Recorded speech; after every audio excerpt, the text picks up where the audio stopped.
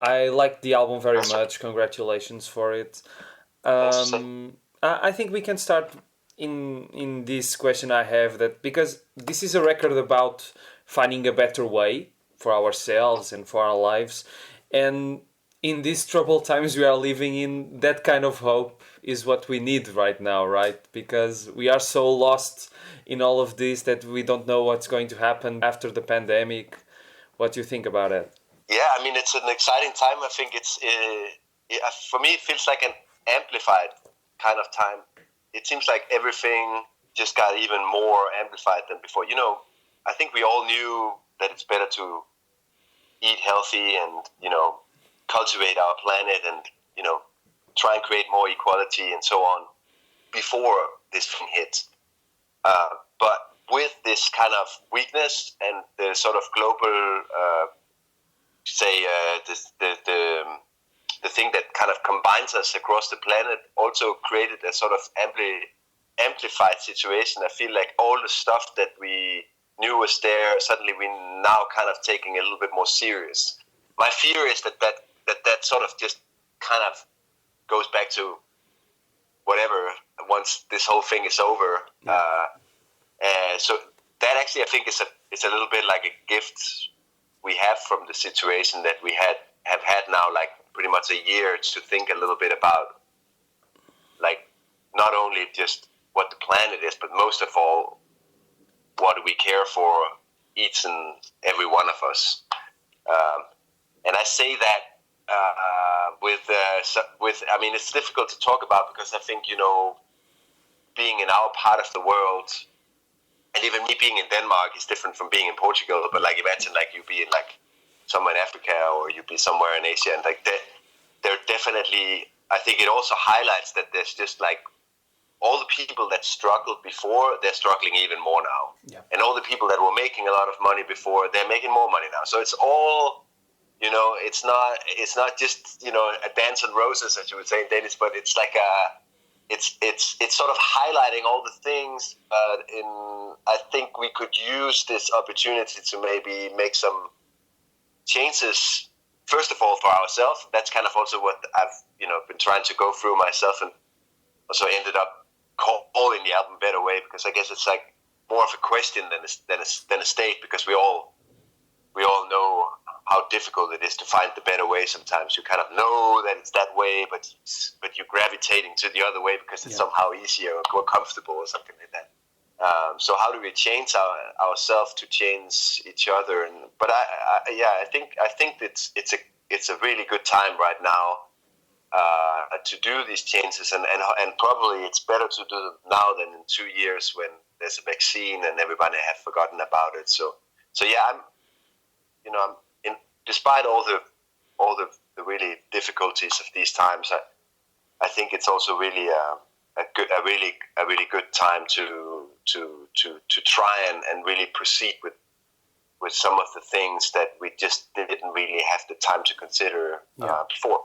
Yeah, and it's urgent, like you said, because it's now or never. Because even if when the vaccine came, if we are going to be just by ourselves all the same as we did before, we can go anywhere. And you have this experience because you know Denmark and you know Portugal relatively well, I can say.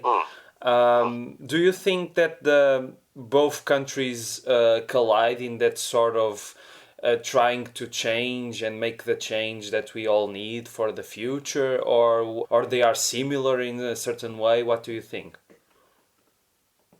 I think, like, obviously from a more global perspective, Portugal and Denmark is quite similar. I mean, we share a lot of values probably because of EU, and like traveling a lot of around Europe a lot. I do see a lot of similarities and a lot of similar issues. Obviously, culturally very different people. I think Denmark is belonging to a Scandinavian kind of social democratic system that was you see maybe more extreme in Sweden, but it's the same thing. Strong states and a lot of trust in the states here. Like like they really have to fuck up for it for the people. I mean, if they fuck up, the people really get like mad. Like they would give them a hard time because they say like, we trusted you, Whereas if you talk to, Portuguese friends, the whole Novo Banco case and all of the stuff, like there's just this unbelievable mistrust in everything that happens politically. Yeah. And that's a huge difference, I find, like, when it comes to trust in society. On the other hand, that trust is maybe put much more on people's communities, like the neighborhoods they're living in, the family that you're living in, and so on. You're much more, and also like seeing, like I was in Lisbon when the pandemic hit, and I feel it was also like something that was just so symptomatic for the Portuguese, just like, you find a way around it, even with no money. There's a way to kind of like get family moved to that house over there. You find a way. It's always, there always seems to be this like, there always seems to be a very, very easy way of adjusting, and you don't depend, and you don't wait for the state to do anything. You just do it. It's like part of how you do it. Probably it's a historical thing, and it probably, there's also, of course, a huge difference from, say, Denmark to Portugal in terms of history. Like, your parents probably lived through, a dictatorship, and just that fact obviously has a huge impact and will echo for a few generations to come. I mean, you can just look at the Germans, which also is different, and in that case, Denmark has different issues, but not so much. They don't have this kind of, let's say, like recent trauma in that sense. Then there's obviously a lot of other shit happening, but yeah. So I think I think the Story Command, and the more I've been sort of traveling around with music and playing and so on, and the more I also became a fan of the idea of connecting Europe as much as possible, because I think we are supposed to kind of like, help each other out and figure a way together. There seems to be some kind of strong division between the South and the North, which is a big challenge I think, for the northern countries to understand the value, the values of the South, and I think that has to do with it just being, people up here are a little bit more result based or something like this. And so they kind of like to see the things are kind of happening in strict ways, but there is some kind of crazy unbalance in the way that just the way that money is circulating. It's just that I don't have the notions that in Portugal that there is the same kind of forward thinking in terms of investments when you talk about money, as when you go to Germany or say Denmark, where this is something, because there is money and because there's been money for a long time, they just start thinking like 50, 100 years ahead. Yeah.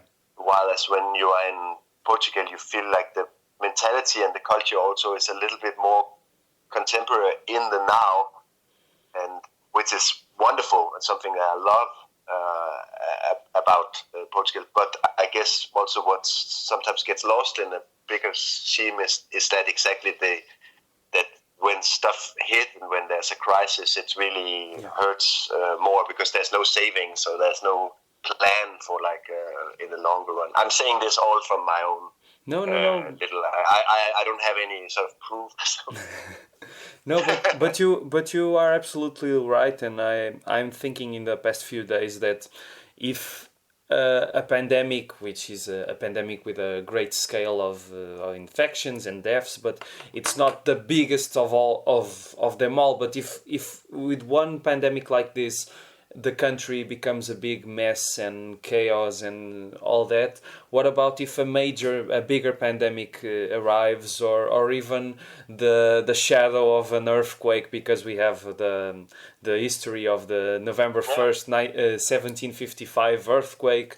And I'm a little paranoid about this, because I read about all the buildings of the historic zone of Lisbon that were put down, and they rebuilt them, and probably the country couldn't resist to an earthquake like that, and there are no prevention and no measures from the government for that. And so what you're saying is absolutely right. It's a problem of us. We are thinking just about now, and even now we are doing just a mess. You got it. That's it. How do you prepare for stuff like this? Also, like a whole transformation in the way you think. And it literally comes down to the leaders that you put in charge of the things that, and I think it's also a little bit of a global issue, following the US and following Brazil and all kind of places. It's like, I believe in leaders that they don't have to show off. Just have to make sure that the ship is sailing and that there's a plan for where we're going. Yeah. And then they don't.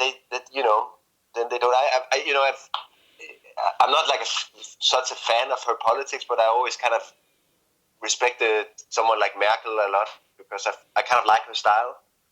She seems to be, just doing the work. You feel like there's someone here doing something. Yeah.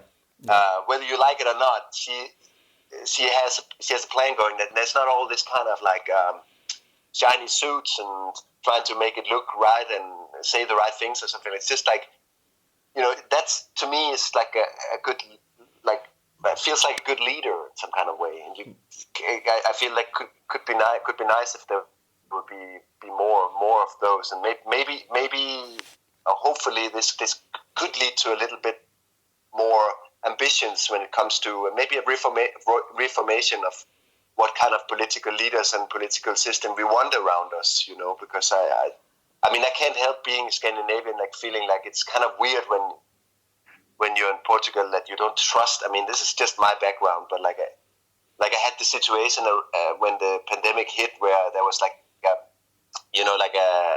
a fire bell ringing in the streets from a bar downstairs, and I would just call the police. That would be if I don't know who's there, and we couldn't find. I tried to talk to the neighbors. Who's this? And they had left, and just the alarm was just driving us all crazy. And I talked to my neighbor and said, so should we call the police? And she's just laughing and shaking her head, yeah, right. They're gonna come in a week on a scooter and look at it and file a report or something like that, totally not trusting any of it, And it just kind of hit me it's also a way of working, but maybe it would be a good idea if there would be a little bit more at least when you do the contribution of what you do, tax-wise and so like that, you feel like you're paying into a service rather than something that you just need to avoid. Yeah. It's always then. Already then there seems to be some kind of issue of sorts, and it's just an observation, because I also understand that that's the way that you work around it in other ways, but yeah, I think there needs to be some kind of trust, or at least an agreement that you feel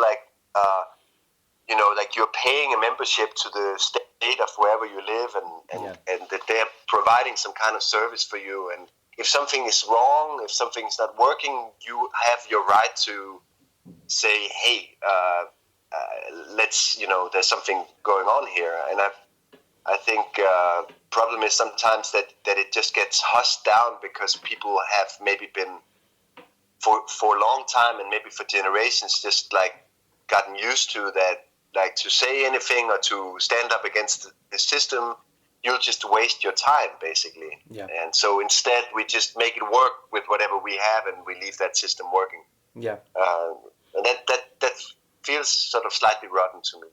But tell me just if you're not thinking that the solution are the new populists like we have one in Portugal right now, because I don't know if he's going to have a lot of votes in the next election, but what all the things you are saying are absolutely right, and I agree with you, but they are at the same time the means for that kind of crazy people to rise to power. And what would be? I didn't want to talk so much about politics, but your enthusiasm about this is visible. What do you think would be the solution, like for a country like Portugal? What it would be like in this democracy? What would be the way to resolve all these like traumas that we have that are from the dictatorship and so on? Oh, you lost the connection? Whew, yeah. I lost. I just someone calling, but I'm with you here again. I think I heard you said the trauma of the dictatorship and how to solve it. If I knew, I would be. Wow, that would be amazing.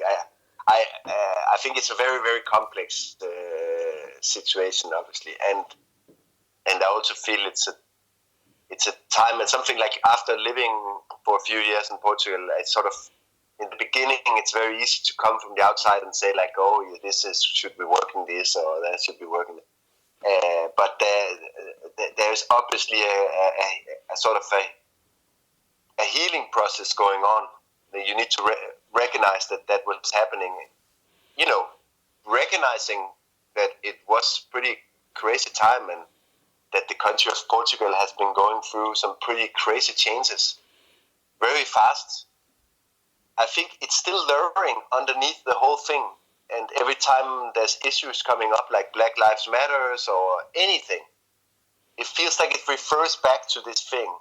And, you know, and Portugal is not the only country like dealing with this thing. It's also happening here in Denmark. Like, you know, it's healing, and to heal we need to confront all the issues somehow. I feel, you know, whatever that means.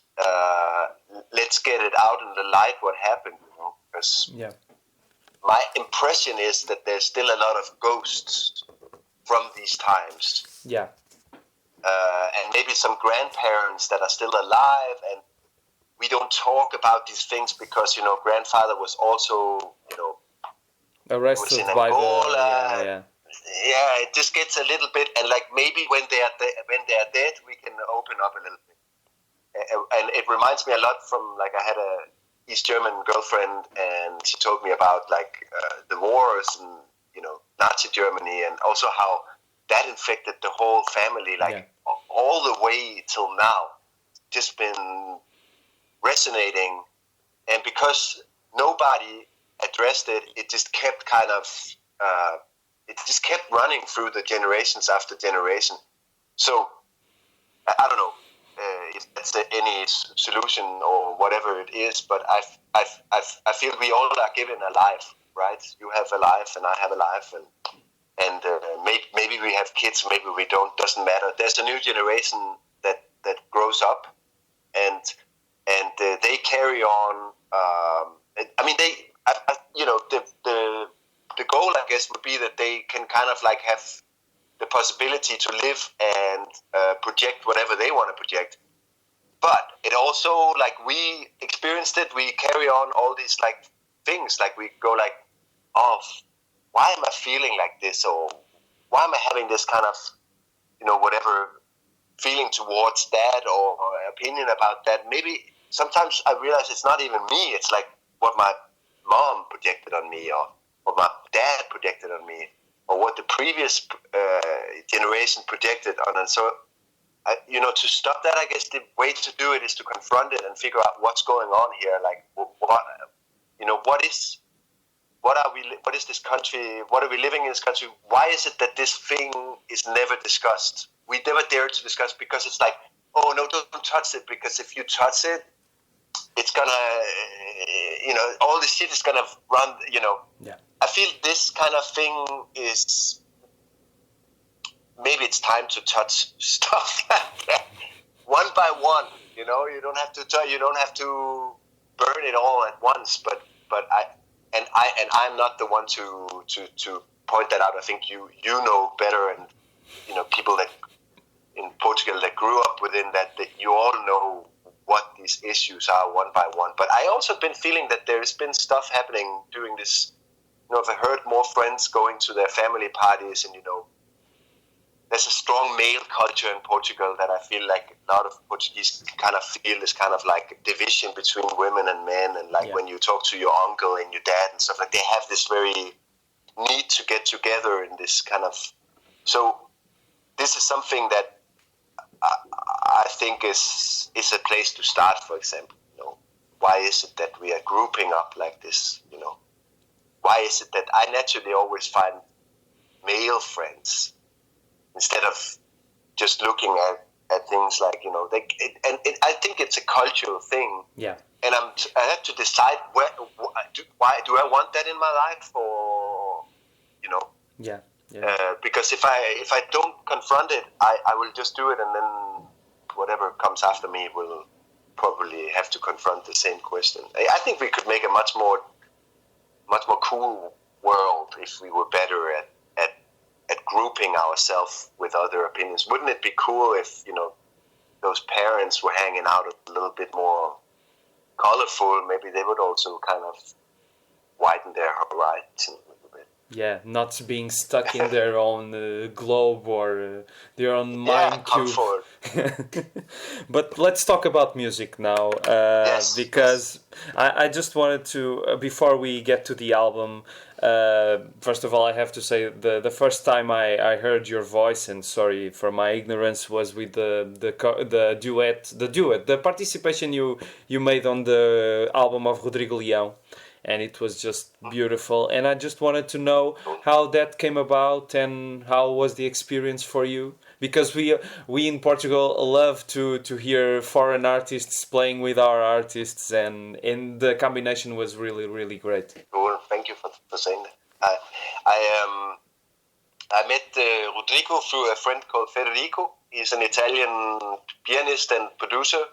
And Federico was producing the recent album of Rodrigo, and so they were, discussing it, and then I think Federico was mentioning that I was living in Lisbon for Rodrigo, and then so Rodrigo started listening to my music and really liked what he was hearing, and so he asked if I wanted to collaborate, and so they reached out and they found this song that became The Boy Inside, which was, they just sent an instrumental, as far as I remember, he had made the song, and I also didn't know Rodrigo.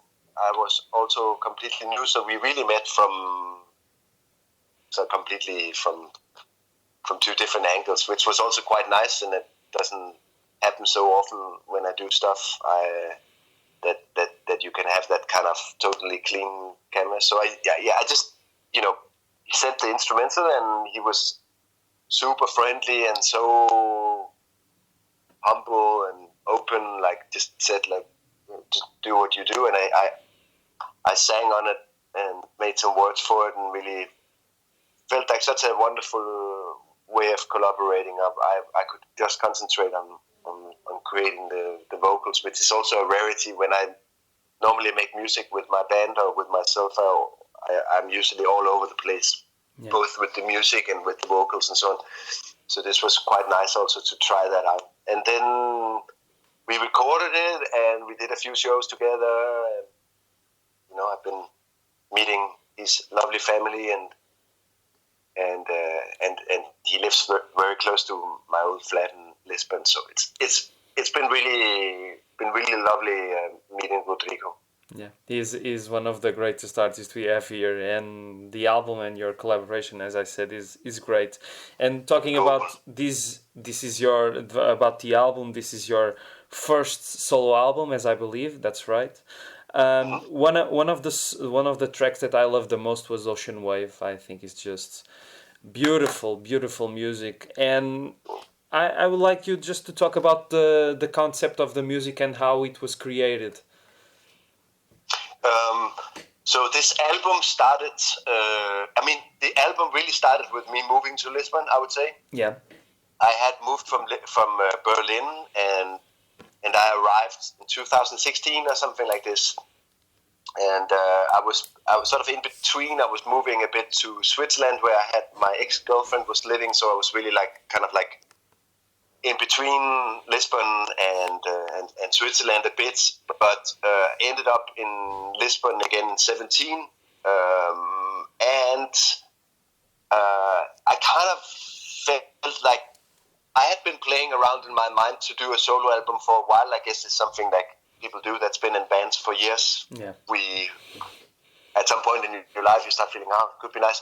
For me, it was this kind of, I felt it was a nice challenge for me to try and finally do something where I would be the captain of all processes, not just, or not just, but being in a band that you always kind of filter things through the others and responsibilities sort of shared. And then being in Lisbon, like kind of the furthest away from Denmark that I've been, moving there, I also felt it was nice to have a little project on me and not just having like a band, in Denmark, far away, to actually have something I was doing there.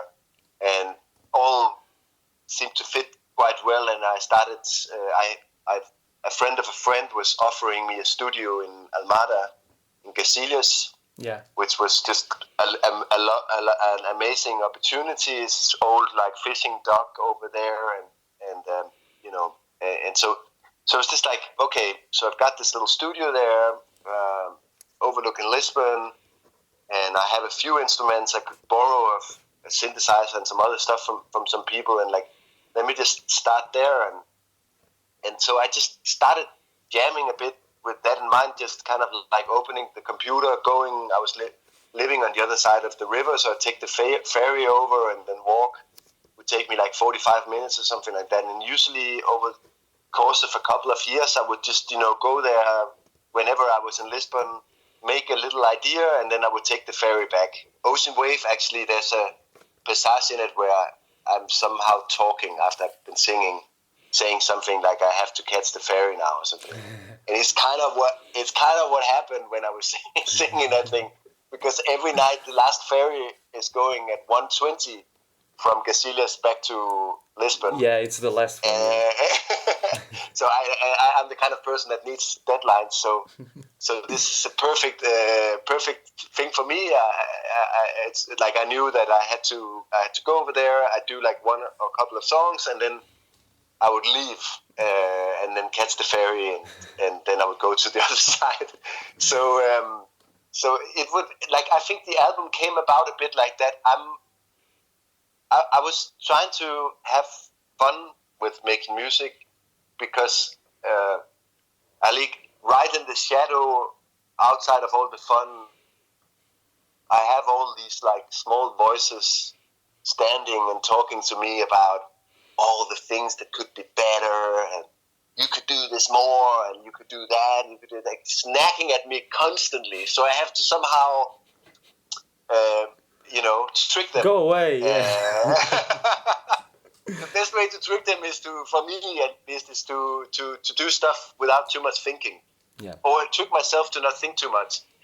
And then, obviously I made a bunch of songs, loads of songs and ideas, and I also played a few shows around Portugal, only Portugal, just testing things. And my friend Sebastian Braga was filming a bunch, and there's actually a movie coming out or film coming out, or video of the Ocean Wave, filmed from the studio and around the studio. It's coming out next week, actually. Okay. So we did a lot of things. Like also, I did collaborations. I mean, I also took the album to Peter Kemper in Sintra and worked with him on the whole production and the mixing of it. So, I mean, as it was an internal process, the whole thing, and having fun with making music by myself, and escaping all the demons nagging at me,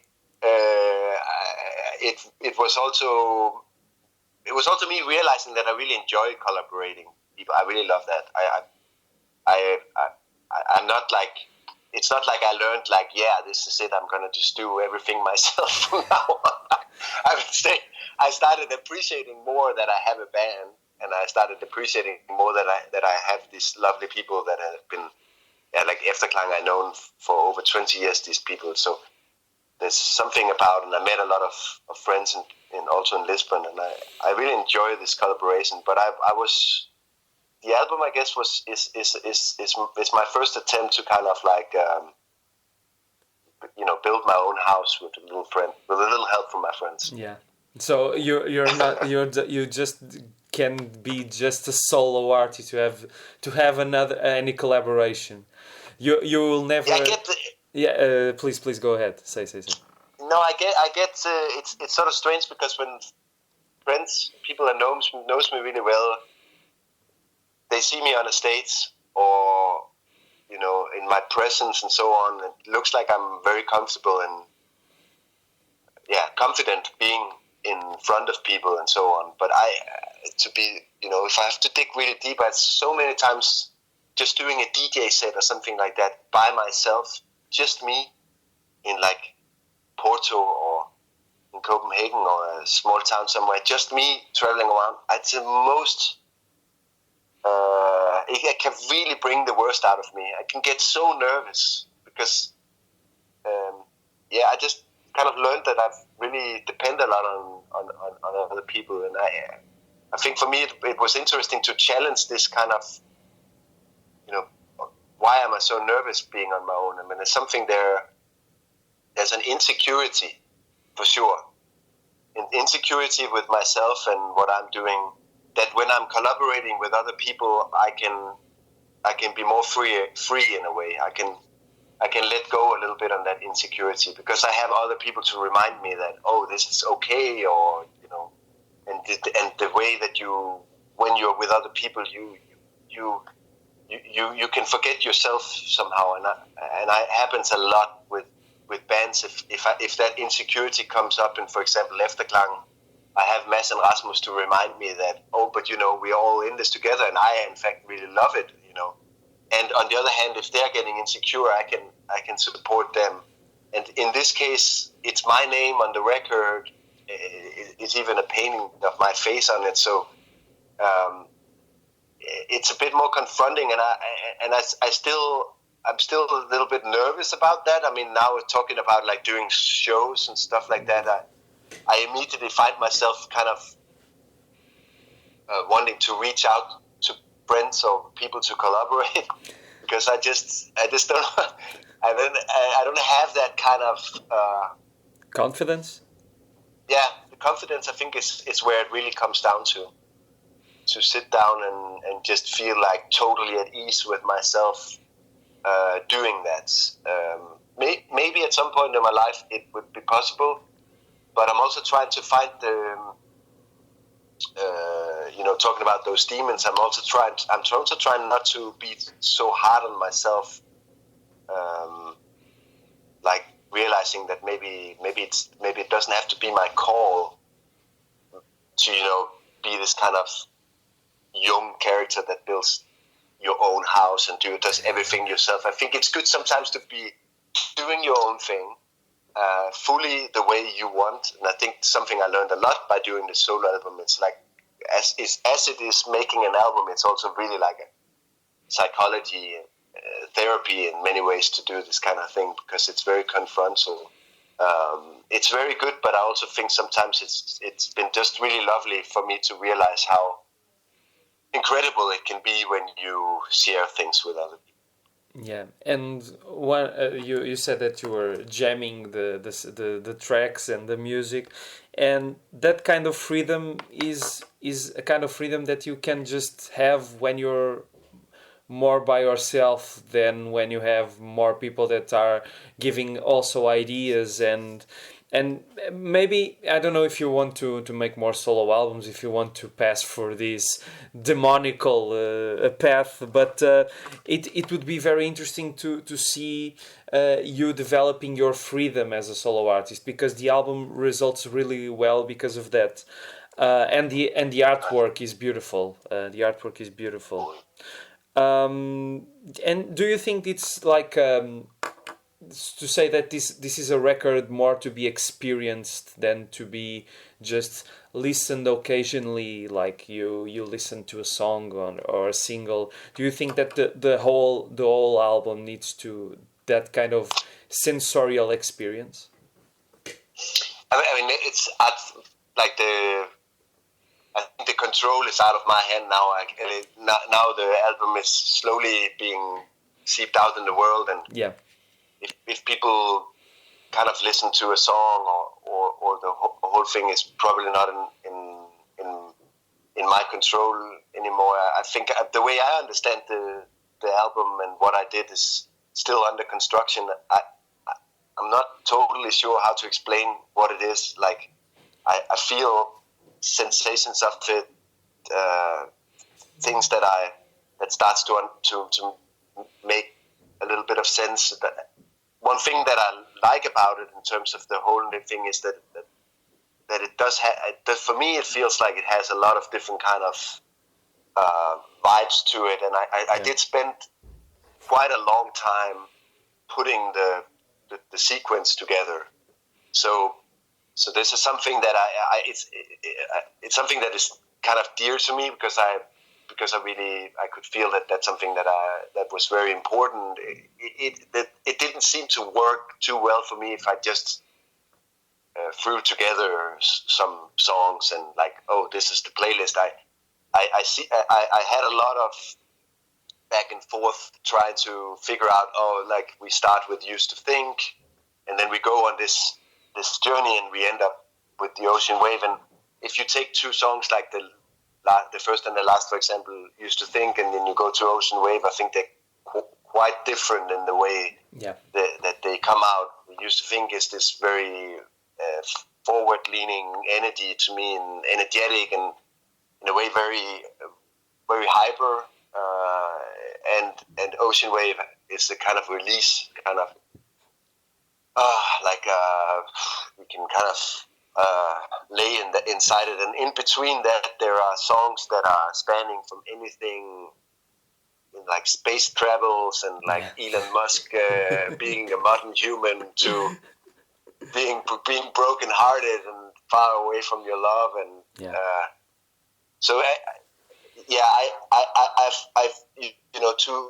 this was something that there was this David Byrne phrase, "Stop making sense," that kept kind of ringing in my mind, like because my mind always wants to make sense of what I do, but at the same time I'm usually all over the place, and I'm very bad at doing things like strictly like if I made like Ocean Wave, then just do 10 other songs a little bit in that vibe. I would never be able to do that. I always kind of find a way to do other things. So I try to embrace the idea that this album, was a bit of a kaleidoscope of different feelings. Like I try to understand the album as a multicolored mosaic of things.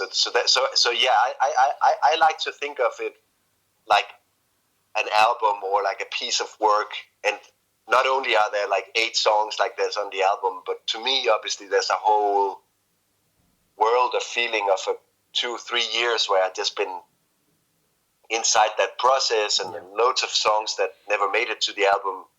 The studio itself and this location and all the people that I know and met in Lisbon.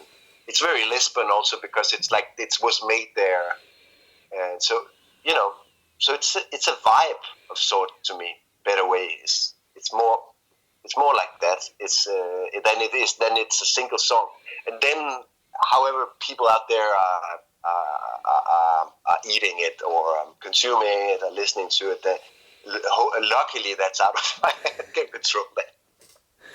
Do you think that any of those songs that were put out of the album, we are going to listen to them in a couple of years or so, or are just going to be in the dump trash and we are not going to listen to them never? Well, I like talking from experience with songs I made. Now I've been making songs, or I think my first release was 2003 or something like this, so 17 years.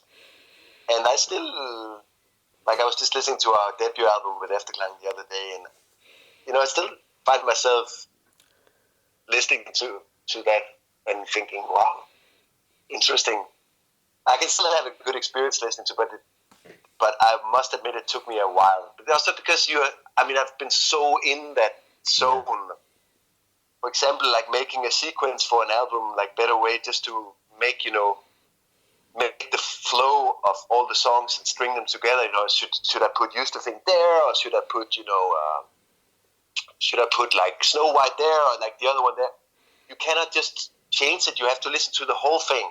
Like even if you make one change in that sequence, and you cannot listen to the whole thing again, like after you just listen to the whole thing, because then your mind is just, it's too much input. So usually I would need like at least, if I do it in the beginning of the day, I would do it in the end, or better way would be to do it the next day. Yeah. Because then you are fresh in your mind and you can listen to it with some kind of, but imagine I did that maybe 50 to 100 times. So, how can you even be objective? Yeah.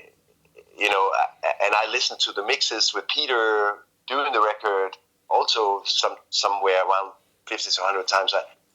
And I made the song, so I listened to these songs a lot, and I feel this is a pattern that I had for most albums, with a few exceptions, I would say. Most albums I've done, I've been going quite deep diving on them and really detailed, and also on this one. So I think it's quite natural that after doing that and delivering that stuff to the world, that you feel like, okay, I need a break. And sometimes that break can be 10 years, who knows? It can be 5 years. The thing is, we're in Corona time now, and I'm kind of happy to release music actually within this, because I don't have to go and tour these songs. I have to do a few concerts, which I'm actually very excited about, but it's going to be way more special shows. Yeah.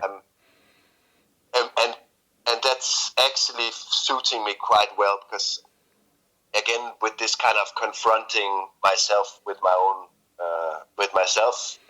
I feel this is something that it's a bit more bearable and something that I can have fun with, than looking ahead and trying to do like a 3 weeks tour with myself, driving around Europe and with that backpack on it.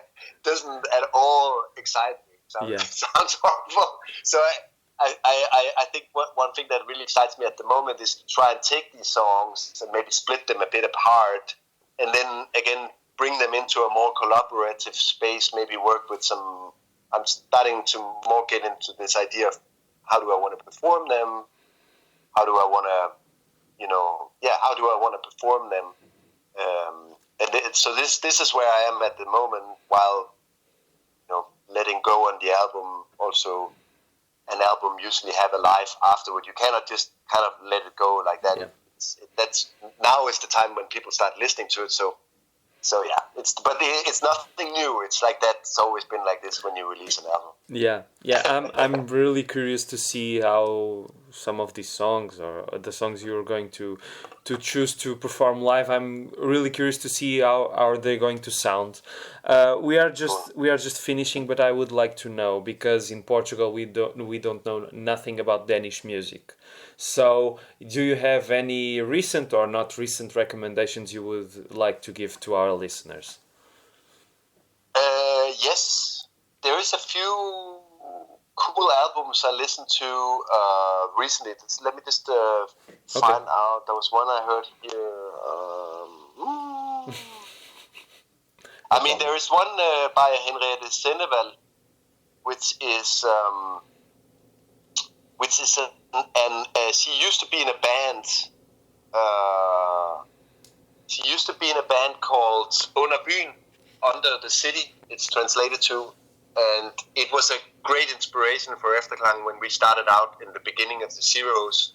They were singing in Danish and had this really cool instrumental kind of backdrop, more in the direction of something like Einstürzen and Neubauten, or like it was sort of like metal and violins and horns and piano and but really industrial but symphonic, and an amazing band.